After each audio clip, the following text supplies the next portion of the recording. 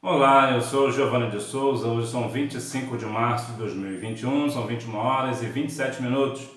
Lição 2 da classe de adolescentes. Estamos estudando esse trimestre, cremos nessa lição de hoje em Deus, o nosso Pai. Destaque: vejam como é grande o amor do Pai por nós. O seu amor é tão grande que somos chamados de filhos de Deus e somos de fato seus filhos. É por isso que o mundo não nos conhece, pois não conhece a Deus.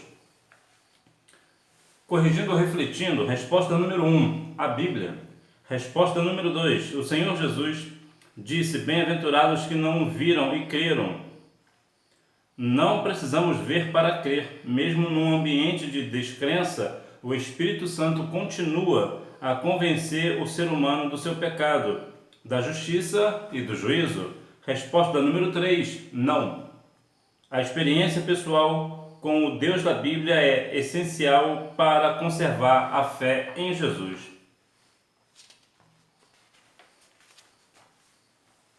O único livro em que é possível conhecer como Deus se revelou aos homens é a Bíblia, a palavra eterna. Nesta lição estudaremos a forma de Deus revelar-se a nós através da sua palavra, embora conheçamos em parte. Neste estudo temos de nos conscientizar de que Deus é bom e que através de Jesus Cristo podemos nos relacionar com Ele. Deus está pronto a nos ouvir, perdoar, atender e consolar, porque, como alguém disse, nele vivemos, nos movemos e existimos.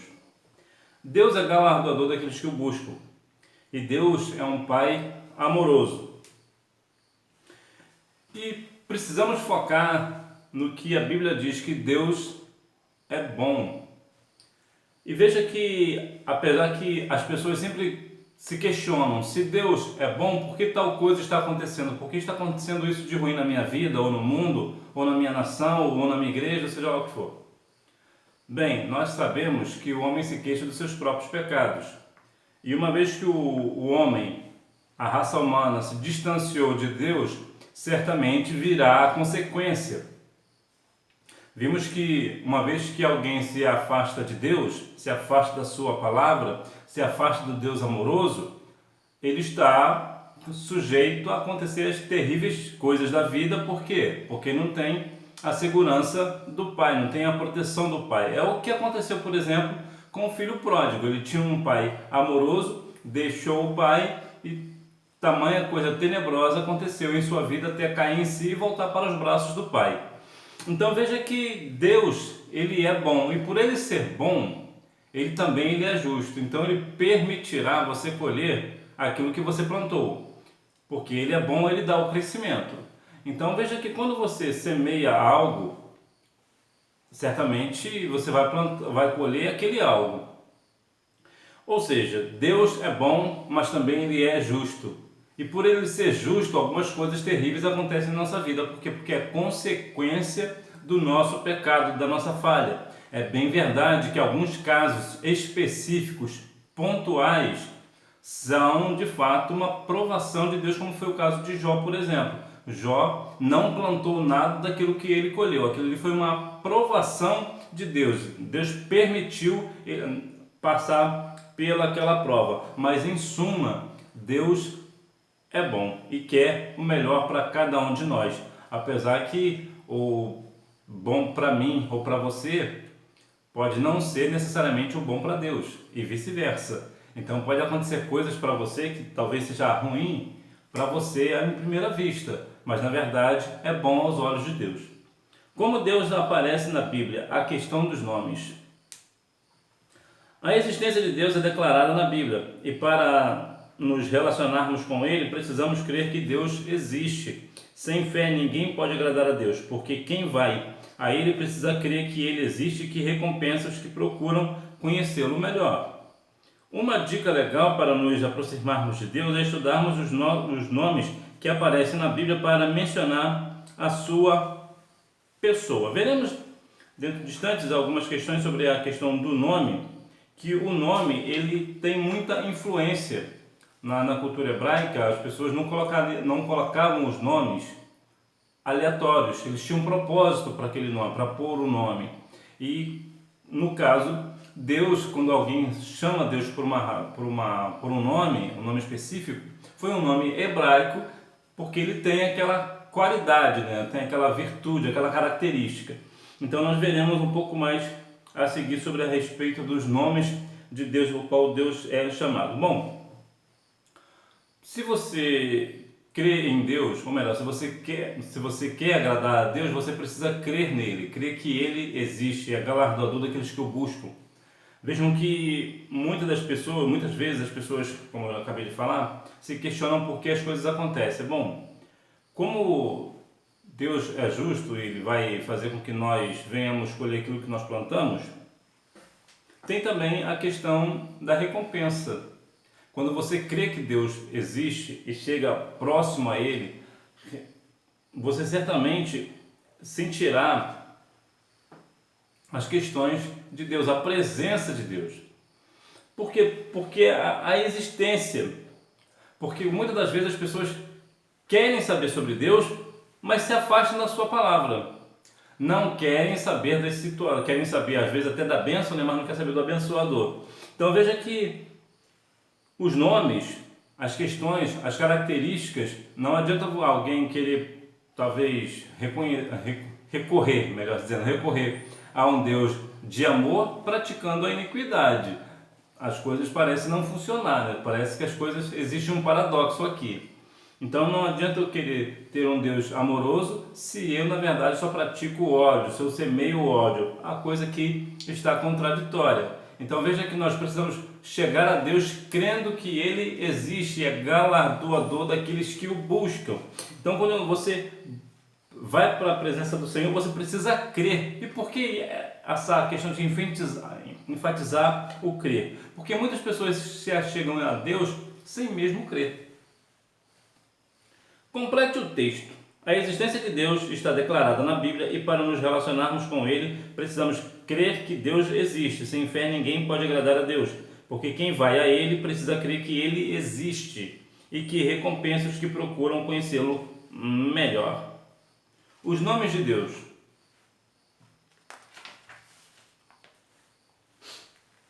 Bom, aqui tem relacionar aqui as colunas. Você relaciona assim de cima para baixo. 3, 4, 2, 5 e 1. Elohim. A palavra representa a forma plural do termo Deus no Antigo Testamento.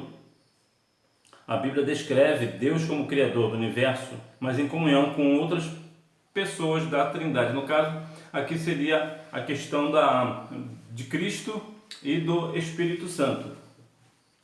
Então esse é o Elohim. Jeová. Por isso, ao longo do Antigo Testamento, vamos encontrar várias expressões do povo judeu em relação a Jeová. Jeová Rafá, o Senhor que os cura. Então veja que o Senhor, Ele é bom. Então Ele criou o homem para a sua adoração. Então vemos aqui um dos nomes, né? Uma das qualidades de Deus. Deus é aquele que cura. Está lá em Êxodo, capítulo 15, versículo 26, a parte C do versículo vai falar sobre eu sou o Senhor que te sara. Ele é o Jeová Nissi, que o Senhor é a minha bandeira, isto é, Ele vence o injusto, Ele vence as injustiças. Né? Então, uma vez que você está sendo injustiçado, o Senhor é a sua bandeira, então Ele certamente vai praticar uma justiça na sua vida. Jeová Shalom, o Senhor é paz. O Senhor, Ele é um Deus de paz. Apesar que muitas das vezes se faz guerra em nome de Deus, mas na verdade Deus é um Deus de paz. Jeová Raí, o Senhor é o meu pastor. Aqui, como a questão de pastor, o pastor ele cuida das ovelhas. Como diz lá o Salmo 23, o Senhor é o meu pastor, nada me faltará. O correto seria dizer o Senhor é meu pastor e Ele não me faltará. Quem é que não falta? O Senhor não nos falta. Independente das nossas circunstâncias, o Senhor não nos faltará. O pastor, ele tem a característica de cuidar de ovelha e ele precisa fazer isso afinco, né? Ele precisa fazer com dedicação, com amor. E é isso que é o nosso Deus. O nosso Deus, ele cuida de nós. Ele cuida de nós porque ele tem amor por nós. Jeová Tsidkenu, o Senhor é a nossa justiça. Bom, Como ele, sendo a nossa justiça, ele não perde causa na justiça. Então ele é a justiça nossa. É ele quem nos garante, é ele que nos justifica. Jeová Jireh, o Senhor proverá. Quantas das vezes passamos por situações apertadas, mas sempre tem aquela questão do crer, né? Não, o Senhor vai prover para si o cordeiro, né? O Jeová Jireh, o Senhor proverá. Jeová chamar, o Senhor está aqui, ou seja, o Senhor está presente. Lembra que diz lá em Salmos 46? O Senhor é o nosso refúgio, fortaleza, socorro bem presente na hora da angústia. Então o Senhor está sempre presente. O Senhor está conosco, independente das circunstâncias que nós estamos passando. El é uma palavra do Egito que significa Deus, mas é usada com outras combinações. Palavras tais como El Elohim, Deus Altíssimo, El Shaddai, Deus Todo-Poderoso, El Olam, o Deus Eterno. Então veja aqui algumas qualidades. Por exemplo, Deus é Altíssimo, não há nada maior do que o Senhor. Ele é o Deus Todo-Poderoso, Ele pode todas as coisas. Ele é um Deus eterno, Deus é o único ser que é eterno. Adonai, este nome significa Senhor ou Mestre. Ele nos traz uma ideia de governo e domínio, ou seja, Deus domina sobre o planeta Terra, bem como toda a dimensão do universo ao qual pertencemos. Você já parou para perceber, notar a grandeza do universo, do planeta em que nós estamos? E toda a sua questão sobre planetas, estrelas, constelações e tudo mais? Tu já parou para pensar que Deus tem tudo isso em suas mãos? Deus não permite que nada saia do lugar. Tudo está na sua poderosa mão. Os mares, os oceanos, né? Tudo que tem, a terra, o ar, tudo está diante da sua potente mão. E Ele não deixa cair nada, nada saia do lugar. Não sai nada do lugar. Por quê? Porque Deus mantém, Ele rege este negócio, né? Pai, um dos nomes que mais aparece em um Novo Testamento.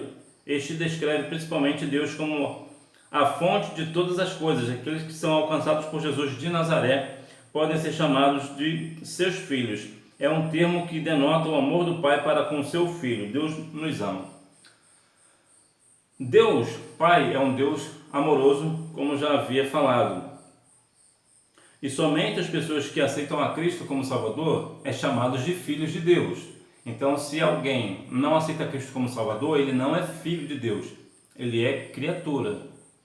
Então, o homem, ele é a imagem, ele é uma criatura do Senhor, foi Deus quem fez. Mas se essa pessoa, este homem, esta mulher, não reconhece a Cristo, não aceita como Salvador, ela não é, ou ele não é filho de Deus. Somente as pessoas que recebem a Cristo como Salvador são dignos, são chamados filhos de Deus. E isso por uma questão também até amorosa, né? Também da parte do Senhor. As qualidades de Deus. Deus é santo. Quantos colegas nossos acham desnecessário falar de santidade?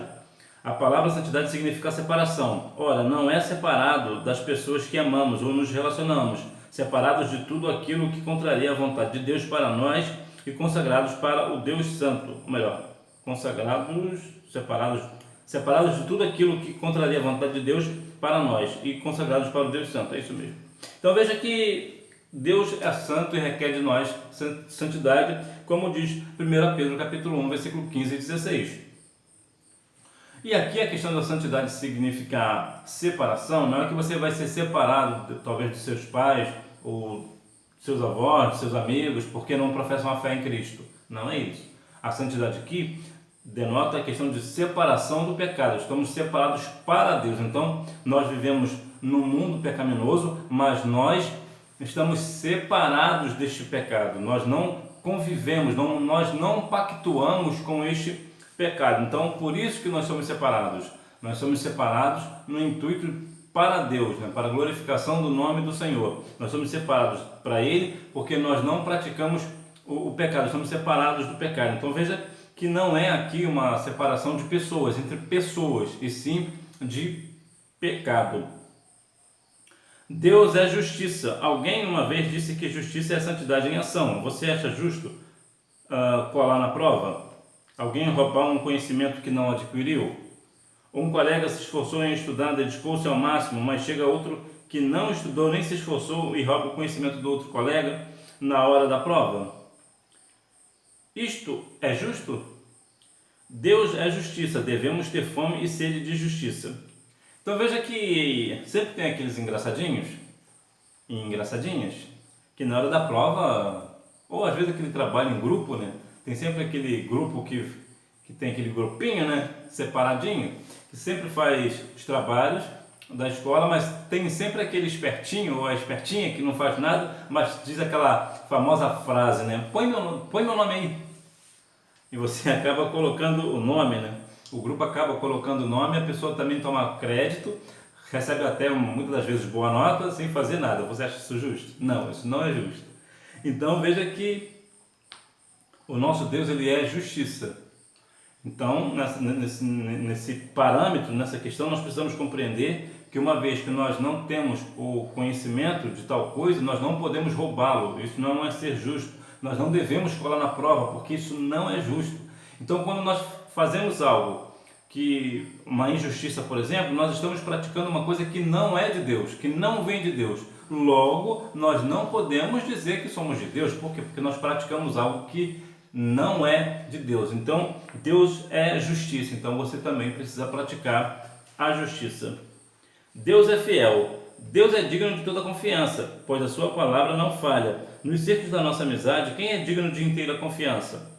O nosso Deus, sim, ele não trai ninguém, devemos ser fiéis a ele. No ciclo de amizade, ainda mais nessa classe de adolescentes jovens, né? Geralmente é o que mais tem essas questões de amizades, modismos.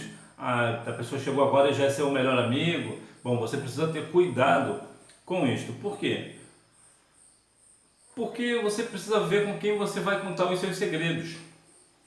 Porque Deus é fiel, você pode falar para Deus.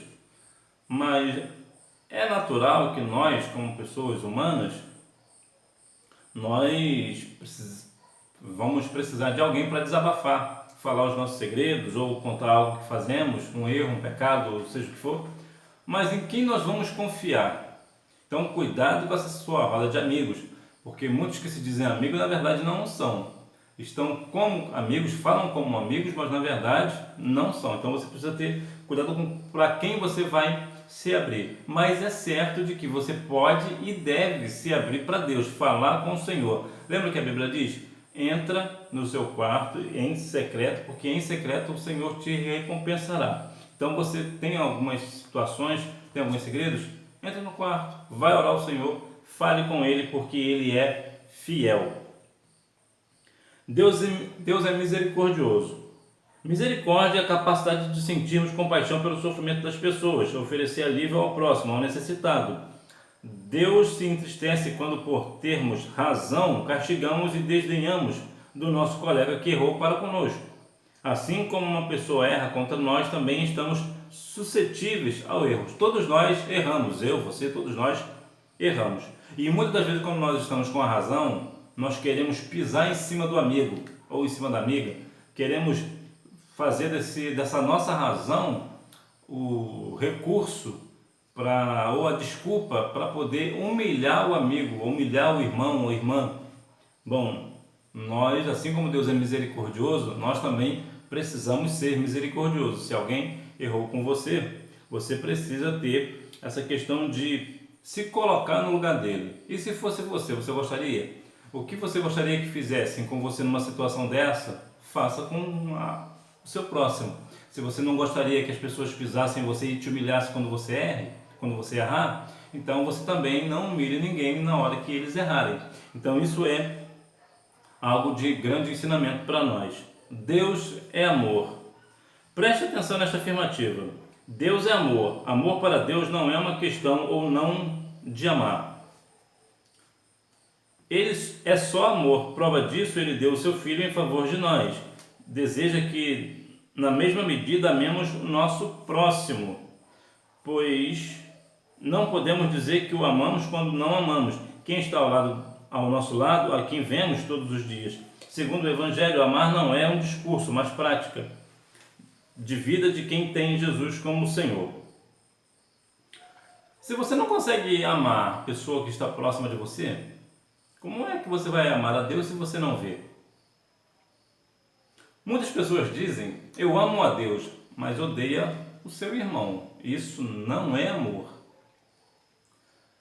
Quando nós amamos ao Senhor, e o Senhor ele é amor, Ele deu o seu Filho na cruz por nós, para que nós venhamos ser salvos por Ele, isto é um amor.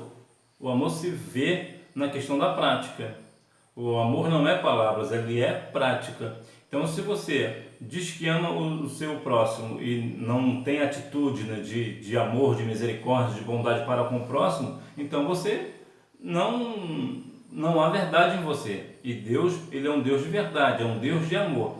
Então, alguém precisa compreender, nós precisamos, alguém não, nós, né, precisamos compreender cada dia mais que Deus, como ele é amor, nós também precisamos amar uns aos outros, assim como ele nos amou. E não somente de palavra, né, mas principalmente de obras, né, de atitudes. Deus é onipotente. Isso aqui é eu falei agora, das qualidades que podem ser encontradas em nós, né? No caso, ser santo, ser justo, ser fiel, misericordioso, ser amoroso. E agora, as qualidades que nós não temos, que nós não podemos ter, é somente de Deus. O primeiro é dizer que Deus é onipotente. Onipotência significa a liberdade de Deus fazer tudo que esteja de acordo com a sua vontade. Mesmo assim, ele respeita a nossa vontade. Deus é onipotente, ou seja, ele tem poder para fazer todas as coisas. Ele tem poder para fazer segundo a sua vontade. Entretanto, ele respeita as nossas decisões, a nossa vontade. É claro que sempre vai vir em primeiro lugar a vontade dele e não a nossa. Mas ele sempre tem aquela questão de observar o nosso direito, né? Ele tem essa questão de observar o nosso direito, mas lembrando que Deus pode fazer todas as coisas segundo a sua vontade. Deus ele é onipresente. Ele não pode ser limitado por espaço e tempo. Como a gente é bem diferente. Não podemos estar distraídos e ao mesmo tempo estudar, mas Deus pode estar no Brasil como no Japão. No outro lado do mundo, ele é espírito. Deus ele não está preso ao tempo e espaço. Deus está no céu e está na terra, está no Brasil, está no Japão, está na África do Sul, está na Tanzânia, está em todos os lugares ao mesmo tempo. Por quê? Porque ele é Deus, ele é espírito. Então ele pode estar em todos os lugares. E por que ele pode isso? Porque ele é onipresente. Ele está presente em todos os lugares. Deus é onisciente.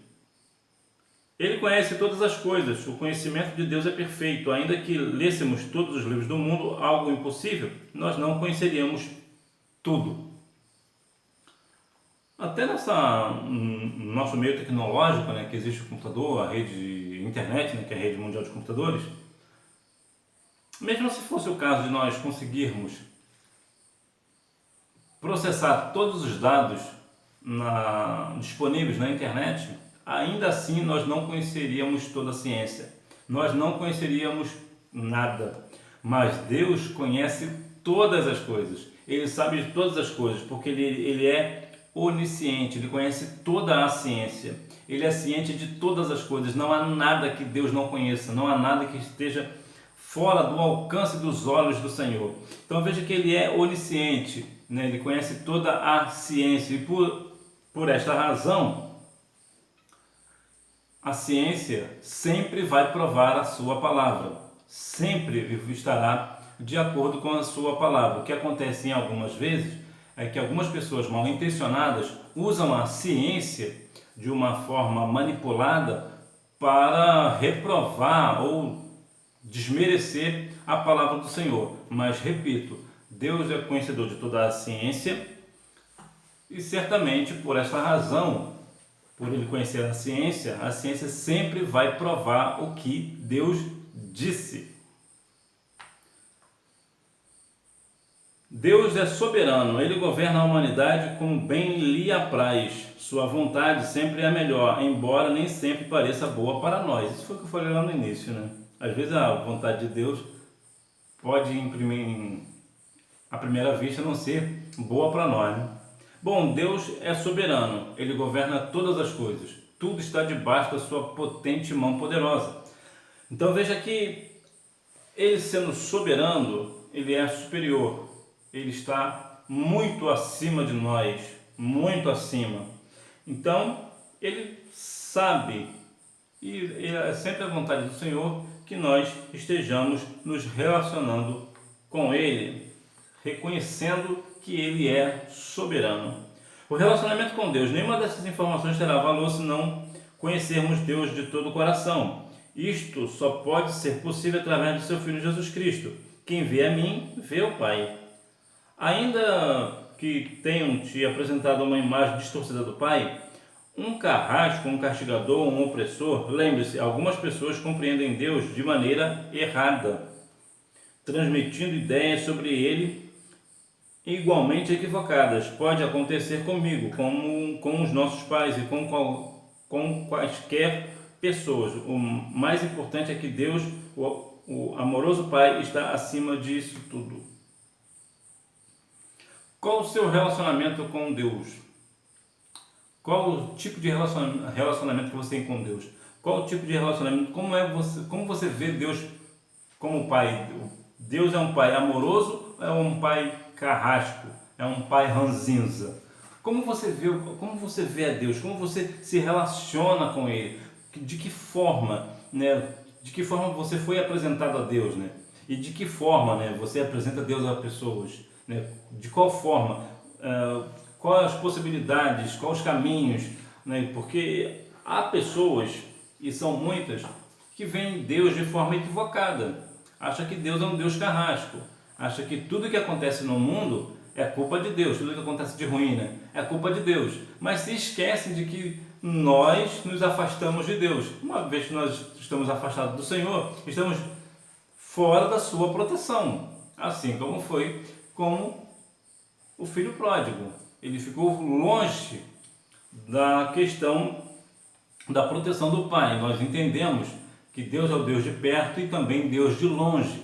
Mas isso aqui no tocante à questão de Deus agir. Deus pode agir independente do lugar onde você está. Por exemplo, se está no Brasil, você pode orar por alguém que está na Nova Zelândia e Deus curar ele lá através da sua oração aqui no Brasil. Por quê? Porque Ele é um Deus de perto e também é um Deus de longe. Mas o que eu quero dizer aqui, no ponto aqui, é que quando você se afasta da presença de Deus, quando você, ou você não, eu não quero isso para você, quando alguém diz que não quer mais a Deus, quer sair da presença do Senhor, ele está dizendo: Senhor, eu não quero mais a sua proteção, eu não desejo mais a sua proteção, eu não te quero mais. Então o Senhor se afasta. Então veja que nós precisamos a cada dia mais ter em nosso coração que Deus é um Deus amoroso, né? Que nós cremos em Deus, né? O nosso Pai amoroso. Cite pelo menos 3 exemplos das qualidades divinas que podem ser encontradas nos seres humanos e 3 que não podem. Vamos lá. Qualidades divinas encontradas em nós: santo, justo, misericordioso. Qualidades divinas que não temos: onipotente, onisciente, soberano. Então que nós venhamos a cada dia mais buscar ao Senhor como um Pai, o Pai amoroso, um Pai que está nos protegendo, que nos acolhe. Escolha uma das qualidades divinas estudadas e explique-a com as suas próprias palavras. A onisciência. Esta característica revela que Deus conhece todas as coisas. Então que Deus em Cristo continue abençoando a sua vida, que você tenha uma boa aula, e quando você for à aula, lembre-se: eu vou para a casa do meu Pai amoroso, do meu Pai celestial, o meu Pai que deu o seu Filho para morrer na cruz do Calvário, para que hoje eu esteja, né, aqui na casa do Pai. Que Deus em Cristo continue abençoando a sua vida, que você não fique perdido na casa do Pai, mas que você seja de fato uma pessoa, uma bênção na casa do Senhor, e que Deus em Cristo continue abençoando a sua vida, que você tenha uma boa aula e não deixe de ir à escola bíblica dominical, até porque quem faz a escola é o aluno. Tchau!